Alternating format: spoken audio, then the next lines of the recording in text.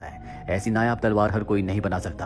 हालांकि इवान ने कभी भी तलवार बनाना नहीं सीखा, लेकिन फिर भी वो इस तलवार को बनाकर एक गैंगस्टर के पास इसे बेचने के लिए जाता है, जहां पर गैंगस्टर इसके बहुत कम पैसे देता है। लेकिन वहां पर जो गैंगस्टर की गर्लफ्रेंड होती है वो इवान की और उसकी तलवार की बहुत तारीफ करती है, जिससे गैंगस्टर को बहुत गुस्सा आता है और वो इवान की बनाई हुई तलवार से उसका हाथ काटने वाला होता है कि इवान उसकी तलवार उसे छीन कर उसकी गर्दन पर रख देता है और वहां से किसी तरह से भाग जाता है। पर अब पुलिस भी उसका पीछा करना शुरू कर देती है, जिनसे बचने के लिए इवान एक दीवार के ऊपर चढ़ जाता है। पर जब वो दीवार के ऊपर होता है तभी उसे अपने पिछले एक जन्म की यादें आती है, जिसमें वो बर्फीली चट्टानों के ऊपर एक लड़की को बचा रहा होता है। और इस याद को आने के बाद अचानक से वो बेहोश होकर नीचे गाड़ी के ऊपर गिर जाता है, जिसके बाद पुलिस उसे अरेस्ट कर लेती है। और जब वो पुलिस कस्टडी में होता है तो वहां पर उससे एक आदमी मिलने आता है, जिसके पास वो तलवार होती है जो इवान ने खुद बनाई थी।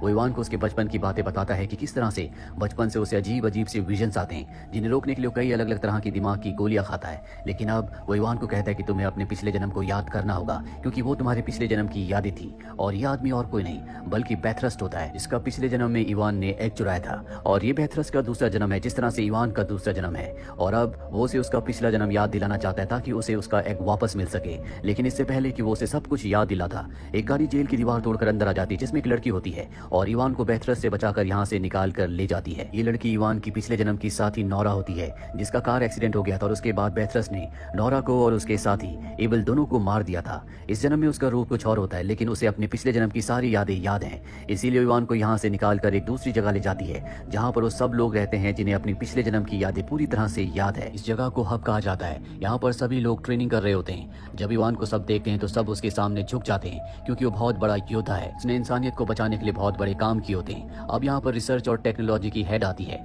और वो इवान को अपने साथ ले जाती है और उसे बताती है कि इस दुनिया में लगभग ऐसे 500 लोग हैं जो अपनी पिछली हर एक जिंदगी को याद रखते हैं। उनमें से बैथरस्ट भी एक है, लेकिन वो हजारों सालों से बार बार जन्म लेकर बोर हो चुका है। इसीलिए उसे ये श्राप लगता है और अब वो पूरी दुनिया को खत्म कर देना चाहता है, ताकि जीवन मरण के चक्कर से उसे हमेशा से मुक्ति मिल सके। इसीलिए उसने अपने पिछले जन्म में लैब में एक वायरस बनाया था। ये वायरस इतना खतरनाक था जिससे इस दुनिया की हर वो चीज जो सांस लेती है वो अपने आप ही खत्म हो जाती। पर इससे पहले कि वो वायरस को इस दुनिया में फैलाता, तुमने सन 1985 में यानी कि अपने पिछले जन्म में उस वायरस को उससे चुरा लिया था। पर इसके बाद तुम्हारी मृत्यु हो गई।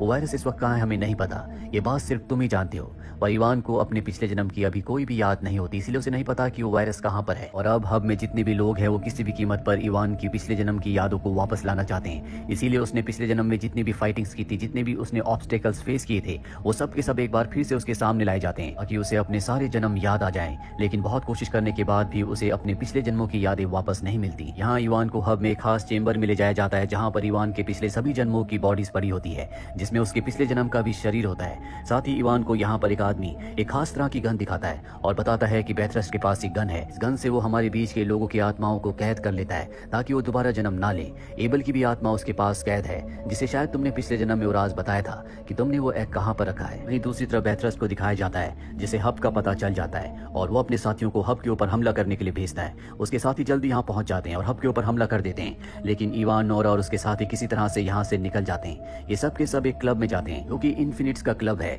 यानी कि ऐसे लोगों का क्लब जो अपने पिछले सभी जन्मों को याद रखते हैं। यहाँ पर इनकी मुलाकात होती है आर्टिसन से, जो इवान को उसकी पिछले जन्मों की याद दिलाने में मदद करेगा। वो इवान को बताता है कि जब भी कोई इंसान अपनी जिंदगी के आखिरी पलों में होता है तो उसे अपनी पिछली सारी जिंदगियां याद आ जाती है। इसीलिए आर्टिसन इवान को एक मशीन के अंदर डालना चाहता है, जिसके अंदर वो धीरे धीरे पानी भरेगा और जब इवान अपनी जिंदगी और मौत से लड़ रहा होगा तो उसे अपने पिछले सारे जन्म याद आ जाएंगे। हालांकि इवान ऐसा नहीं करना चाहता, पर नोरा कहती है कि हमारे पास इसके अलावा कोई भी रास्ता नहीं है, जिसके बाद इवान मान जाता है। उसे मशीन के अंदर डालकर पानी भरा जाता है। बहुत देर तक भी उसे कुछ भी याद नहीं आता और एक पल ऐसा आता है जब उसके दिल की धड़कन लगभग बंद हो जाती है। इवान को मशीन से निकाला जाता है और उसके हार्ट रेट को वापस लाने के लिए सब कोशिश कर रहे होते हैं और ठीक उसी वक्त इवान को अपने पिछले सभी जन्म याद आ जाते हैं जो उसने हजारों साल तक जिए थे। उसे याद आता है कि कैसे वो हजारों साल पहले एक बहुत बड़ा योद्धा था। उसके पास उसकी खास तलवार थी और ये वही तलवार थी जो उसने इस जन्म में बनाई थी। इवान को अब होश आ जाता है, उसे अपना पिछला पूरा जन्म याद आ चुका है। वो कहता है कि मैंने एबल से कहा था कि मेरे अंदर देखना मत भूलना, यानी कि मैंने पिछले जन्म में उस एग को जो कि बैथरस्ट ने बनाया था उसे अपने पेट के अंदर डाल दिया था। मेरे पिछले जन्म की बॉडी इस वक्त हब में है और उसी बॉडी के पेट के अंदर वो एग है। और इन्हें नहीं पता कि बैथरस्ट ने यहाँ पर हर जगह कैमरास लगा रखे हैं। वो अपनी टैबलेट में सब कुछ देख और सुन रहा होता है। उसे पता चल जाता है कि हब में इवान की पिछले जन्म की बॉडी के अंदर वो एग है, जिसके अंदर वायरस है, जिससे वो इस पूरी दुनिया को खत्म कर सकता है। वो अपने साथियों को हब में इवान की बॉडी को लाने के लिए भेजता है और खुद वो इस क्लब में आ जाता है, जहाँ पर वो इवान और सभी लोगों पर हमला कर देता है। इसमें इवान का एक साथी भी मर जाता है, पर किसी तरह से इवान और नोरा यहाँ से निकल जाते हैं। इवान बहुत ज्यादा जख्मी है, इसीलिए नोरा उसे आर्टिसन के पास छोड़कर खुद हब के लिए निकल जाती है ताकि वो वहाँ पर जाकर बेथरस्ट और उसके लोगों को रोक सके। पर अब बेथरस्ट के पास इवान के पिछले जन्म की बॉडी है। इस बॉडी के पेट के अंदर से वो वायरस वाले एग को निकाल लेता है। इस एग को ब्लास्ट करने के लिए उसके पास एक अत्याधुनिक मशीन होती है। इसी से वो इस एग को ब्लास्ट करके पूरी दुनिया में वायरस फैलाएगा। पर अब यहाँ पर नोरा भी पहुंच जाती है। वो उसकी लैब के ऊपर हमला कर देती है।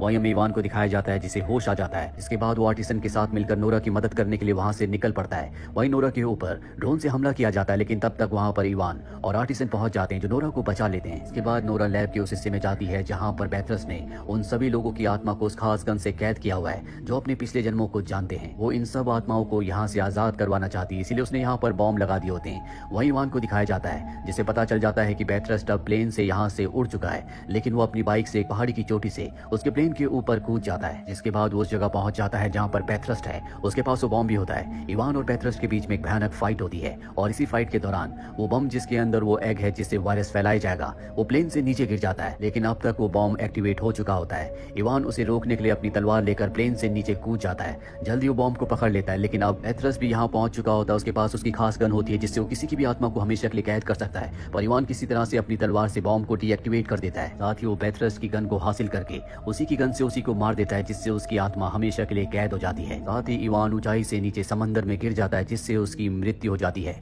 वही नोरा को दिखाया जाता है जो बॉम्ब ब्लास्ट करके सभी की आत्माओं को आजाद कर देती है, लेकिन उसकी भी मृत्यु हो जाती है। और अब कई साल बीत जाते हैं जहाँ पर हमें एक लड़का और एक लड़की को दिखाया जाता है। ये लड़की और कोई नहीं बल्कि नोरा है और इसके साथ जो लड़का है ये एबिल है जिससे वो प्यार करती है, जिसकी आत्मा को पिछले जन्म में उसने मुक्त करवाया था। साथ ही हमें यहाँ पर इंडोनेशिया में एक और लड़के को दिखाया जाता है जो बहुत अच्छी तलवारबाजी कर रहा होता है और ये इवान का ही अगला जन्म होता है। तभी यहाँ पर एक बूढ़ा आदमी आता है जो इवान को तलवार देता है जो कि उसी के पिछले जन्म की तलवार थी। और ये आदमी आर्टिसन है। वो इवान के पिता से कहता है कि जब भी ये अपने पिछले जन्म के बारे में कुछ पूछे तो इसे मेरा कार्ड दे देना। साथ ही वो इवान की तरफ एक एप्पल फेंकता है जिसे इवान पकड़ लेता है। इवान उसके जाने से पहले उसे कहता है कि हम फिर मिलेंगे।